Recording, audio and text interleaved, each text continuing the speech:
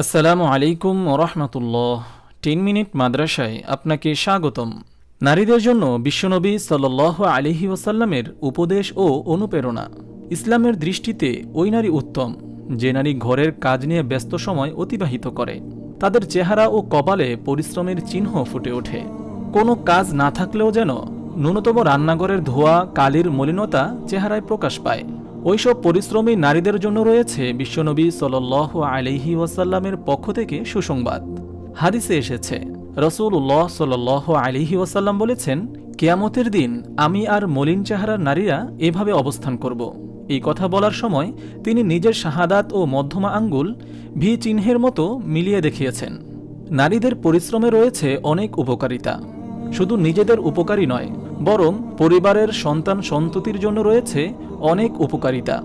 পরিবারের ছোট ছোট সদস্যরা ঘরের নারীদের মা বোনদের পরিশ্রম দেখে দেখে নিজেদের মধ্যেও পরিশ্রমের অভ্যাস গঠন করে নেয়। নারীর সুস্থতা লাভে পরিশ্রমের বিকল্প নেই।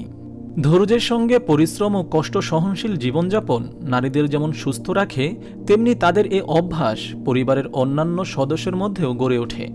নিজ নিজ সন্তান সন্ততিকে প্রথম থেকে ধৈর্যশীল, সহনশীল ও পরিশ্রমী হিসেবে গড়ে তুলতে নারী তথা মা বোনদের প্রচেষ্টা অনেক বেশি কার্যকর।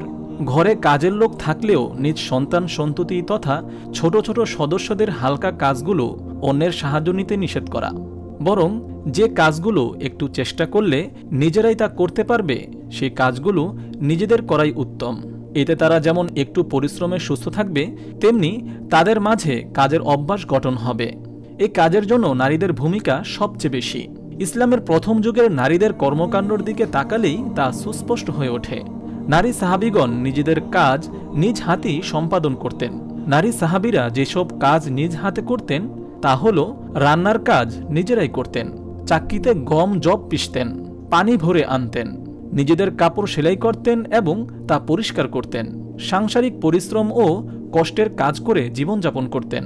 প্রয়োজনে যুদ্ধের ময়দানে আহত সৈনিকদের সেবা করতেন, যোদ্ধাদের পানি পান করানোর দায়িত্ব পালন করতেন। নারী সাহাবীদের উল্লেখিত কাজগুলো সারা দুনিয়ার নারীদের জন্য অনুকরণীয় আদর্শ। এতে রয়েছে নারীদের জন্য সুস্থ থাকার উপায়, আবার নিজেদের সন্তানদের উপরও এর প্রতিক্রিয়া বাস্তবায়িত হয়। নিজেদের সন্তান সন্ততিরা মা বোনদের কাছ থেকে কাজের অভ্যাস গঠনের অনুপ্রেরণা লাভ করে, আর এতে তাদের সুস্থতা ও সুস্বাস্থ্য অক্ষুণ্ণ থাকে। হাদিসের নির্দেশনা অনুযায়ী প্রত্যেক নারীর জন্য পরিশ্রম ও কষ্ট সহনশীল কাজের মাধ্যমে যেমন সুস্থ থাকা জরুরি, আবার তাদের কাজের এই অভ্যাস পরিবারের অন্যান্য সদস্যের মাঝে বাস্তবায়নও জরুরি। আল্লাহ তাআলা মুসলিম উম্মাহর সব নারীকে হাদিসের নির্দেশনা মেনে ঘরের কাজে যথাযথ সম্পৃক্ত থাকার তৌফিক দান করুন। নিজ নিজ সন্তান সন্ততিকে কাজের অভ্যাস গঠনের তৌফিক দান করুন। হাদিসে ঘোষিত ফজিলত লাভের তৌফিক দান করুন। আমিন। আপনি যদি এরকম ভিডিও আরও পেতে চান তাহলে এই চ্যানেলটি সাবস্ক্রাইব করে পাশে রাখা বেল আইকনটি অন করে দিন।